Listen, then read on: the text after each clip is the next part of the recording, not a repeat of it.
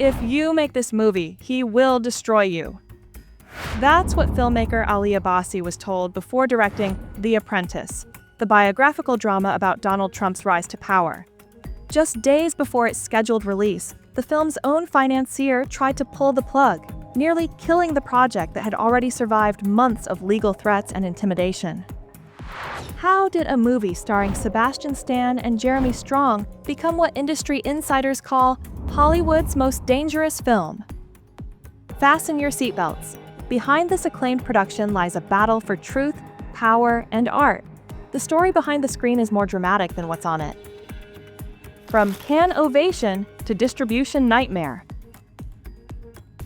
Imagine a filmmaker's dream scenario. Your movie premieres at the prestigious Cannes Film Festival and receives an 8-minute standing ovation.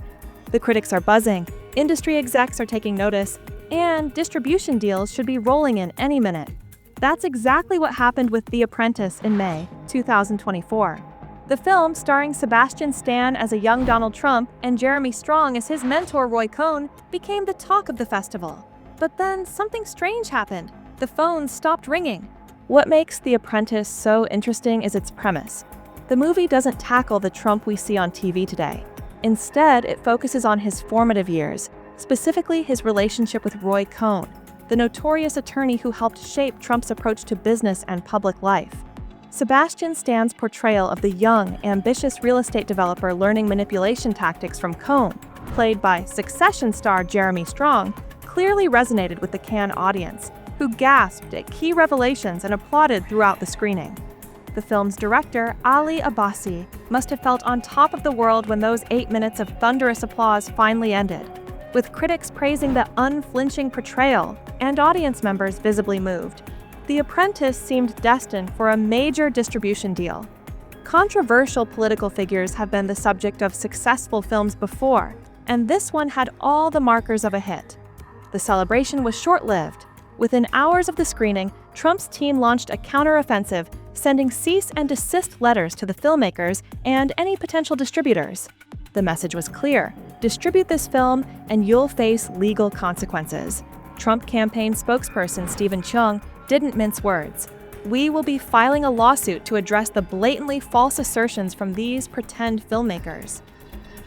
Legal threats in Hollywood are common, especially for biographical films about living people. But when those threats come from a former president and active presidential candidate with a well-known litigious history, distributors pay attention. One by one, major studios and streaming platforms began backing away. Nobody wanted to deal with a prolonged legal battle with someone as powerful and unpredictable as Donald Trump. The situation created a bizarre paradox in the industry. Like a critically acclaimed book locked away in a vault, The Apprentice had all the ingredients for success: star power, critical acclaim, timely subject matter, and festival buzz. Yet it couldn't find a home. The chilling effect on distributors was profound. Even with no actual lawsuit filed yet, just the threat was enough to scare away companies that routinely take risks on controversial content. Major streaming platforms that pride themselves on boundary-pushing material suddenly became risk-averse when faced with the prospect of Trump's lawyers. The film industry, which often positions itself as fearless, revealed a more cautious side when real-world consequences loomed. The financier rebellion, when your own backer turns against you. While Trump's legal threats created significant obstacles from the outside, no one could have predicted the betrayal brewing within the film's own production team. When you finance a movie about one of the most controversial figures in American politics, you might expect some turbulence. But what happens when your primary financial backer suddenly decides they don't want audiences to see the very film they paid millions to create? Enter kinematics, the principal financial force behind The Apprentice, and its founder, Mark Rappaport. What makes this situation particularly intriguing is Rappaport's family connection to Trump's inner circle. He's the son-in-law of billionaire Dan Snyder, a known Trump donor. This relationship went largely unexamined during production, but would soon become the center of a dramatic power struggle that threatened to bury the film entirely. As the team worked to navigate Trump's external legal threats, Rappaport began raising internal objections about specific content in the film. His concerns weren't about artistic quality or commercial viability. They centered on one particular scene that depicted a young Donald Trump sexually assaulting his then-wife, Ivana Trump. This pivotal scene, based on Ivana's own testimony from divorce proceedings, became the flashpoint for an extraordinary conflict.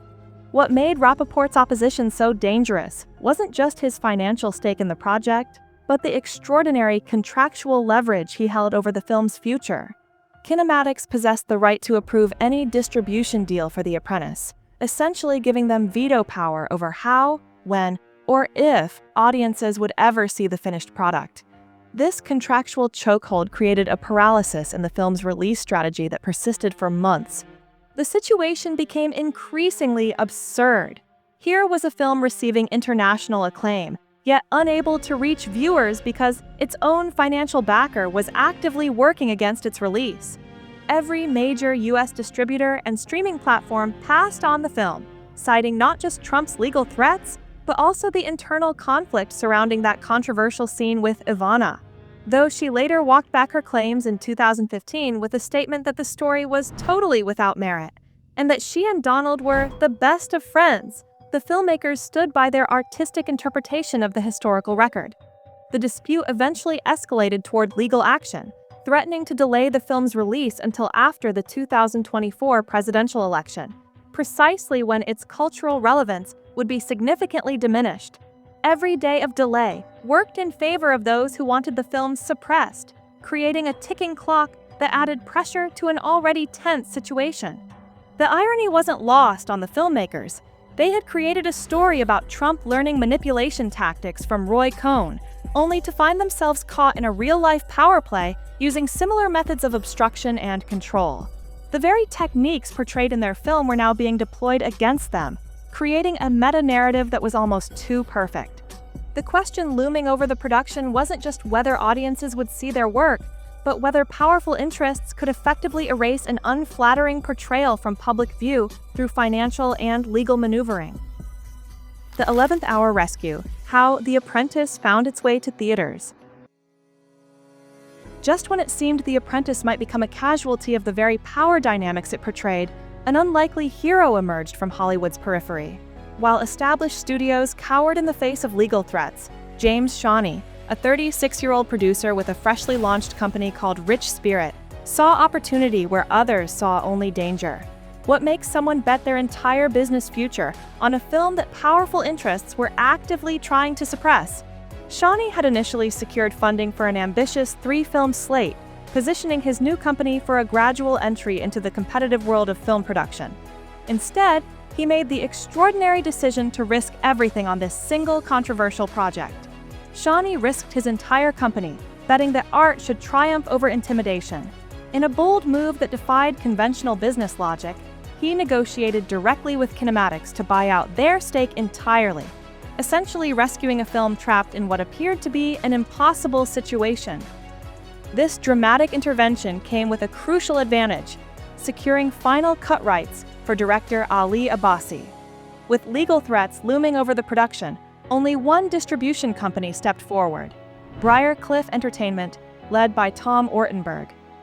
When Kinematics rejected Ortenberg's offer as too low and inadequate protection against potential legal challenges, Shani's deal became the critical turning point that broke the deadlock, creating a pathway to release that had seemed impossible. Abbasi's unique perspective added another fascinating layer to the story. "I don't support Democrats. I don't support Republicans," he stated. "I come from the Middle East, so a lot of this is like complete political theater to me." This outsider viewpoint gave the film a clarity that might have been impossible for an American director embedded in the country's polarized political landscape. With creative freedom finally reclaimed through Shani's deal, Abbasi refined his vision after the Cannes premiere. Industry insiders noted the director's cut was palpably more refined and impactful, particularly in addressing the film's most controversial scenes. These revisions focused on clarifying the film's intentions while maintaining artistic integrity, walking a delicate line between creative vision and the extraordinary pressure from multiple sides trying to prevent the film from reaching audiences. After months of negotiations, legal maneuvering, and creative refinement, The Apprentice secured an October 11, 2024 theatrical release date, just weeks before the presidential election. The film would reach between 1,500 and 2,000 screens during a period of intense political discourse, representing something rare in modern Hollywood. A high-stakes gamble on controversial content when safer investments were available. James Shani and his fledgling company risked everything on the belief that this story deserved to be told, regardless of who might be offended by its telling. The journey of The Apprentice from Cannes' acclaim to American theaters reveals something profound about our cultural landscape. When art confronts power, battles are waged long before the curtains rise. Director Abbasi's philosophical approach gives political meaning back to filmmaking. The goal is to expose deeper truths that exist in uncomfortable gray areas, he explained, rather than simply taking a side. His nuanced vision becomes increasingly rare as filmmakers avoid political topics due to career risks. Critics note how the film humanizes its subjects as complex figures rather than caricatures, challenging binary political thinking. Ironically, the film itself became victim of the very tactics it portrays. As viewers finally get to judge The Apprentice for themselves, we're left wondering, can thoughtful character studies of divisive figures survive in our polarized world? Or are we doomed to see even art through partisan lenses? Let us know your thoughts in the comments. Don't forget to like and subscribe and check out our other videos at Movies Unbound. See you on the next one.